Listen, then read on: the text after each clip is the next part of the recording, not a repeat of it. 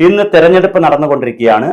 ഒന്നാം ഘട്ട തെരഞ്ഞെടുപ്പ് 7 ജില്ലകൾ, തിരുവനന്തപുരം മുതൽ തുടങ്ങി എറണാകുളം വരെയുള്ള 7 ജില്ലകളിൽ ഇന്നാണ് തദ്ദേശ ഭരണ തെരഞ്ഞെടുപ്പ്. പിന്നെ ബാക്കി വരുന്ന 7 ജില്ലകളിൽ 11-ാം തീയതിയാണ്, 14-ാം തീയതി റിസൾട്ട് വരും. ഇതിനിടയിലാണ് തിരുവനന്തപുരത്ത് തൂക്ക് സഭ കോർപ്പറേഷനിൽ വരും എന്ന വീഡിയോ ഞങ്ങൾ ചെയ്തിരുന്നു. പക്ഷെ അതിനെ കൂടി ആ വിഷയങ്ങളെയൊക്കെ മാറ്റി തീർക്കുന്ന രീതിയിൽ C4ന്റെ ഒരു സർവേ ഇന്നലെ വന്നിട്ടുണ്ട്.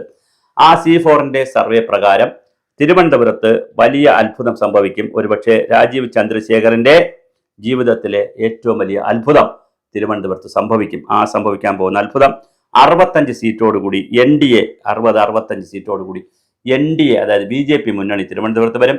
28 മുതൽ 35 സീറ്റിലേക്ക് LDF ചുരുങ്ങും.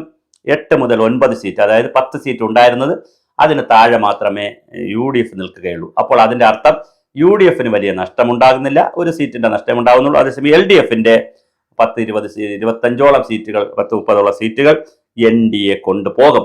ഇതിന് ഉപോത്ബലകമായി ഈ കഴിഞ്ഞ ദിവസങ്ങളിൽ രാജീവ് ചന്ദ്രശേഖർ കേന്ദ്ര അർബൻ മിനിസ്ട്രിക്ക് 20,000 കോടി രൂപ അനുവദിച്ചാൽ അഴിമതി ഉണ്ട് എന്ന് പറഞ്ഞ് പരാതി കൊടുത്തു. അതുപോലെ തന്നെ ഇന്നലെ അവരുടെ സോഷ്യൽ മീഡിയ വിങ്ങിലും അതുപോലെ ഈ പ്രചരണ വാഹനങ്ങളിലുമൊക്കെ അഴിമതിയുടെ കിച്ചൺ ബിൻ ഉൾപ്പെടെയുള്ള നടന്ന അഴിമതിയുടെ ഒരുപാട് കഥകളൊക്കെ പറയുന്നുണ്ട്.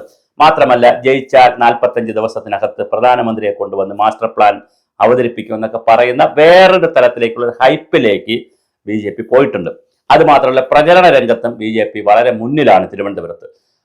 CPMനകത്തുള്ള ഒരു ചെറിയ പടലപ്പിണക്കമുണ്ട്. ആരാണ് മേയർ? ദീപക്കാണോ, പഞ്ചൂർ ബാബു ആണോ, ശിവജിയാണോ, ആരാണ് മേയർ എന്നുള്ളതിനെ സംബന്ധിച്ച് ഒരു ചെറിയ അന്തർധാര CPMനകത്ത് കിടപ്പുണ്ട്. അതുപോലെ തന്നെ കോൺഗ്രസിനകത്ത് ഈ പറഞ്ഞതുപോലെ അവർക്ക് സംഘടനാ ശേഷി കൊണ്ട്, ഇപ്പോൾ ഒരു ശബരിനാഥനെ നിർത്തി എന്നുള്ള ഒറ്റ കാരണം കൊണ്ട് അവർക്ക് സംഘടനാ ശേഷി കൊണ്ട് കയറി വരാൻ കഴിഞ്ഞിട്ടില്ല.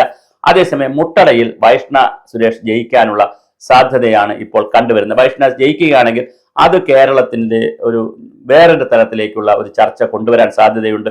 കേരളത്തിന്റെ നീതിബോധത്തിന് വോട്ട് കിട്ടി എന്നൊക്കെ ഉള്ള നിലയിലുള്ള ചർച്ച വരും. ശരി തെറ്റുകളൊക്കെ നമ്മൾ ഈ വല്ലാത്ത വേളയിലിരുന്ന് ചർച്ച ചെയ്യുന്നത് ശരിയല്ല. പക്ഷെ എന്തായാലും അങ്ങനെ വരും.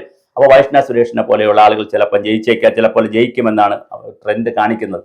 അപ്പോൾ തീർച്ചയായിട്ടും തിരുവനന്തപുരം നഗരസഭയിൽ BJP വരാൻ, അല്ലെ കോർപ്പറേഷനിൽ BJP വരാൻ സാധ്യതയുണ്ട് എന്നുള്ള C4 സർവേയാണ് നമ്മൾ പറയുന്നത്, അല്ല നമ്മുടെ വ്യക്തിപരമായ അഭിപ്രായമല്ല. C4 സർവേ വന്നിട്ടുണ്ട്. അതുപോലെ തന്നെ മറ്റ് കേരളമാകെ എടുത്തു കഴിഞ്ഞാൽ തീർച്ചയായിട്ടും അത് ഇടതുപക്ഷത്തിനാണ് ഇപ്പോഴും ഒരു അപ്പർ ഹാൻഡ് നിൽക്കുന്നത്. പക്ഷേ ഒരു ആന്റി ഇൻകംബൻസ് ഉണ്ട്.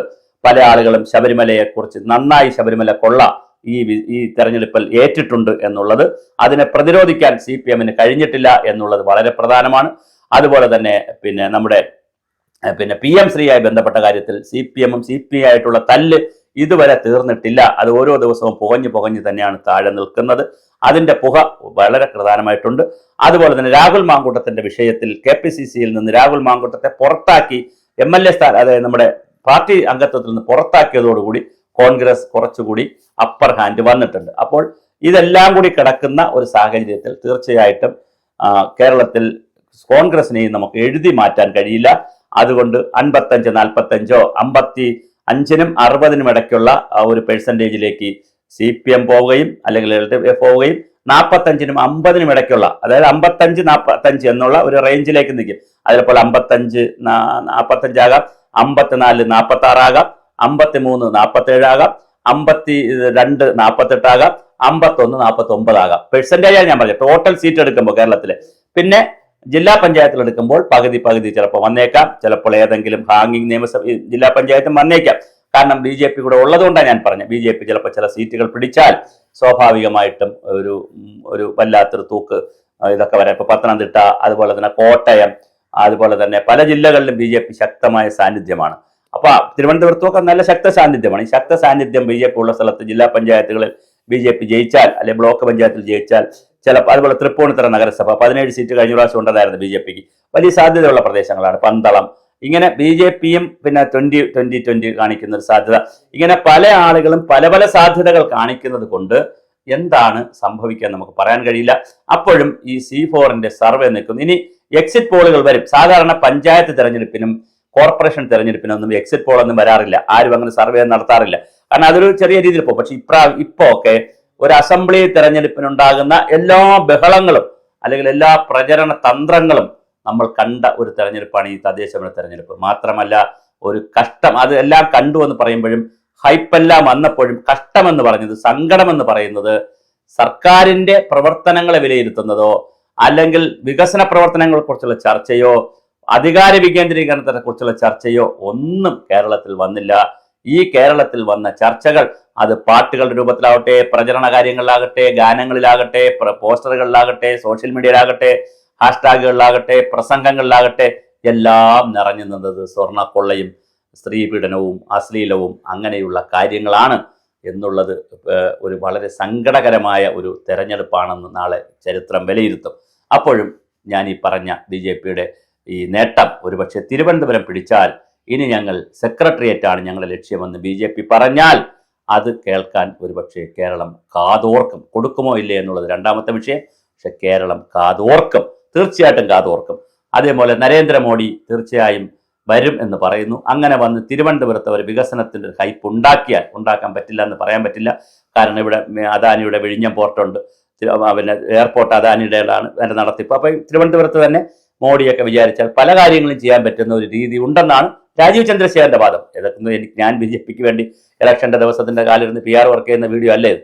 പക്ഷേ ഇത് ഞാൻ പറഞ്ഞ പോലെ ഇതാണ് BJPയുടെ വാദം. ആ വാദങ്ങൾ ജനങ്ങൾ ഉൾക്കൊണ്ടാൽ ഒരുപക്ഷെ ഈ C4 സർവേയിൽ പറയുന്ന കാര്യം യാഥാർത്ഥ്യമായിരിക്കും. അല്ല, BJP ഇപ്പോഴും വർഗീയവാദിയായും അല്ലെങ്കിൽ BJPയുടെ പ്രവർത്തനങ്ങൾ മോഡിയെ പോലെ കേരളത്തിൽ അങ്ങനെ പ്രവർത്തനങ്ങളൊന്നും ഇല്ല, അത് ഇവിടെ CPM മതി എന്ന് തീരുമാനിച്ചാൽ, ജനങ്ങൾ തീരുമാനിച്ചാൽ CPM ആയിരിക്കും വീണ്ടും വരിക. അല്ല, ഇത് രണ്ടും മാറി ശബരിനാഥിന് ഒരു അവസരം നഗരസഭയിൽ കൊടുക്കാം എന്ന് നഗരസഭ ആകെ തീരുമാനിക്കണം. അവിടെയാണ് ഒരു പ്രശ്നം.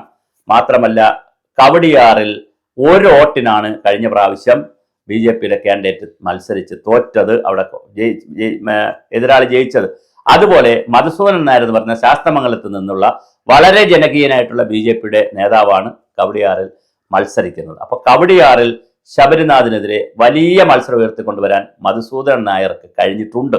അതുകൊണ്ട് തന്നെ ശബരിനാഥിന്റെ വിജയവും എങ്ങനെ വരും എന്ന് നമുക്ക് പറയാൻ കഴിയില്ല. പക്ഷേ ശബരിനാഥ് MLAക്കാണ്, അതൊരു ഹൈപ്പുണ്ട്, ഒരു എലൈറ്റ് മണ്ഡലം, ഒരു വാർഡാണത്. അപ്പോൾ പിന്നെ എല്ലാം അരിസ്റ്റോക്രാറ്റിക് ആളുകളെല്ലാം വലിയ ഉദ്യോഗസ്ഥരും രാജാവിന്റെ കൊട്ടാരവും ഒക്കെ ഉള്ള വലിയൊരു വാർഡാണത് കവടിയാർ എന്ന് പറഞ്ഞത്. അപ്പോൾ അവിടെ സ്വാഭാവികമായിട്ടും ശബരിനാഥിന് ഒരു അപ്പർ ഹാൻഡ് കിട്ടിക്കൂടായികയില്ല, നമുക്കത് പറയാൻ കഴിയില്ല. പക്ഷെ ഞാൻ ഈ പറഞ്ഞ പോലെ തിരുവനന്തപുരം നഗരസഭ BJP പിടിക്കും. അബ്സല്യൂട്ട് മെജോറിറ്റി, അതായത് പിന്നെ എന്താണ്, കേവല ഭൂരിപക്ഷമല്ല, ആധികാരികമായ ആതന്റിക് ആയിട്ടുള്ള ഭൂരിപക്ഷം തന്നെ. 100 സീറ്റിൽ 60, 65 സീറ്റ് പിടിക്കുക എന്ന് പറഞ്ഞാൽ വളരെ ആധികാരിക വിജയം തന്നെയായിരിക്കും. അങ്ങനെ ഒരു വിജയത്തിലേക്ക് വരും എന്നാണ് C4 ഈ അവസാന ലാപ്പിൽ നമ്മളോട് പറയുന്നത്.